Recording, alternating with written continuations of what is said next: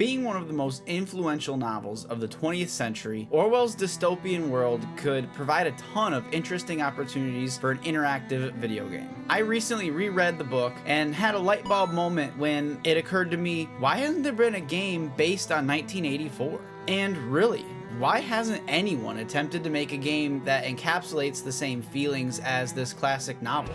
There's one huge glaring reason why we don't have a 1984 based video game, but before we get into it, we need to fill out some surrounding context. Because I think the moment to see a game like this has passed. The most likely period where a game like this could have feasibly existed was probably either late in the original Xbox console generation or early in the Xbox 360 generation. But both of these windows have their issues. The PS2, Xbox, and GameCube all wouldn't have exactly been powerful enough to offer a game that really nails down the feeling of living in Orwell's world. At least, not powerful enough for the style of game I'm imagining, which I'll get into those specifics later. This idea may have existed the same way that Todd Howard envisioned Starfield in the early 2000s. A really interesting concept that people know could exist, but not with the existing hardware at the time. The later half of that decade saw more powerful consoles like the PS3 and Xbox 360, where a game of this caliber was certainly more possible. But by this point, the corporatization of the video game industry was starting to take more and more control. With the cost of producing video games rising, the popularity of video games rising, committing the time and effort it would take to make a game like this, given the topic, is just always getting more and more out of reach as the years go on. This isn't to say that we haven't seen a video game that takes on a dystopian setting, or that we haven't seen games that attempt to critique aspects of our world, because there is a little bit of an argument to be made that any game set in a dystopia could check the boxes for the kind of game I'm talking about. But I know we have not seen a game that sends a message as clear, as depressing, and as accurate as Orwell's 1984. But with how popular this message has been over the years, it does seem kinda odd we're at a point where it feels like we'll never see a game like this from any large studios. And I feel like this is mostly due to the potential controversy it could stir up in public discourse.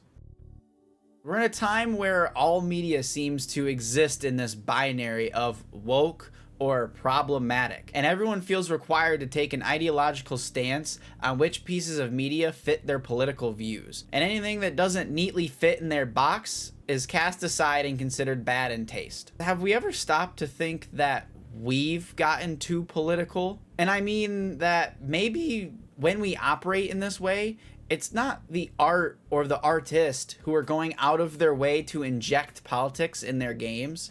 Maybe it's us as consumers who are too trigger happy at explaining away things we don't like as adversarial political messaging. Are people just trying too hard to make games about vague ideologies when that's not really the case at all? Because here's the thing, I don't think a game like The Last of Us Part 2 is outwardly politicized. At least not in a way that should hurt its reception to a wide audience. Yet there are whole communities online that thrive off hating that game with a burning passion. And at a certain point, it has to be their problem, not the game's or the developer's problem. But by nature, politics is pretty important in video games as an art form. And there are ways to do this correctly if you're going to intentionally put politics in a video game. But regardless, in this day and age, it's going to stir up controversy. And it's definitely something that would be required of a game on 1984. Because that's really the entire point of the novel, is to comment politically on the methods in which a government or large entity uses to gain control over a population. So without further ado, let's discuss how a game could go about pulling this off.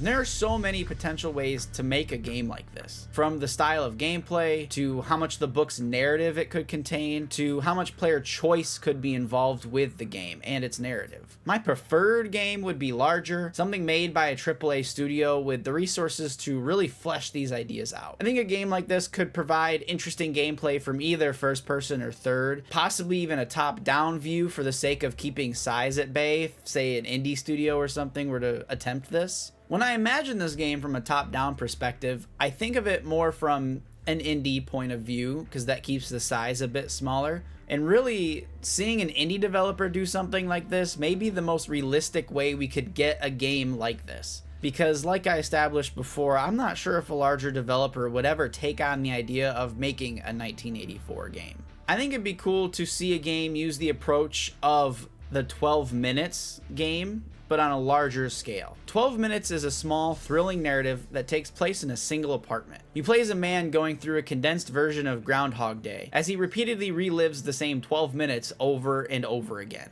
I know this sounds weird, but the day's repeating itself. What are you talking about? I've done it before. Just listen. I haven't figured out how it all works yet, but for example, if I get beat up, I go back to the start of the evening. What? And in these 12 minutes, a man breaks into the apartment who seemingly knows his wife and either kills him or takes her or kills her. And in your repetition of this moment, you slowly adapt your actions, change your conversations with your wife before the break-in, and you try and solve the mystery of who this man is and what he wants. Obviously requiring a huge adjustment on the size and the number of playable options and outcomes. I can imagine a game where the player is an Oceania Outer Party member like Winston that repeats unlimited versions of the daily life of an Outer Party member. But along the way, there are a multitude of ways they can all meet the same fate inside the Ministry of Truth. Rather than the Groundhog Day recycling every 12 minutes or every single day, as a party member, the cycle could just last until you were eventually snatched up by the thought police. With the game offering tons of variations on what you could do throughout that time, but always reaching the same fate in the end. And possibly getting interesting and unique dialogue variants at that end based on the life you lead before your capture. Want to defer and search for Goldstein's resistance? Give it a go, but you will eventually make a mistake and get caught. Want to just follow the party until you inevitably disappear? Sure, but what gets you arrested may surprise you. Though making tons of branching choices that equal to nearly unlimited combinations of actions and final outcomes that all are set in the world of 1984, it wouldn't be a particularly easy game to make. Especially from a writing standpoint, having all the different ways a party member could end up needing rehabilitation, having those scripted out differently, with different monologues from the administrator of truth to match up with what choices the player makes throughout the campaign. It'd be a painstaking process, but one that could really be well worth it in the end. Because an interactive video game really could be a great place to see the tactics of Oceania's party in a memorable way. Role-playing as a party member as you play out a multitude of scenarios, flooding the game and the player with Oceania's constant barrage of propaganda, especially if the developer really takes time to get this aspect of Orwell's vision correct. There's a chance that in some way aspects of the propaganda could work on the players as they make decisions throughout the game. Having the story be interactive and allowing the player to take control of how they operate and move inside this world, it could really be an effective tool to advance Orwell's warning to us all. Because that's why he wrote the novel in the first place, to allow his audience to experience the life of Winston Smith in the most visceral way he knew how to create. And it worked. The expertly described world building and deep detail he gives to Winston's experience is what connected audiences worldwide to this book originally. Then the gripping nature of the predictions turned true created further interest for readers of the future. Expanding upon his foundation with an interactive iteration for modern audiences could provide an even clearer warning. Making something like this could be a great way to honor his work and play some part in the attempt to heed his warning to the world. And with an idea like this seeming like such a natural extension of what the novel was originally trying to accomplish, I again just have to ask, why is it exactly that we haven't seen a game based on 1984?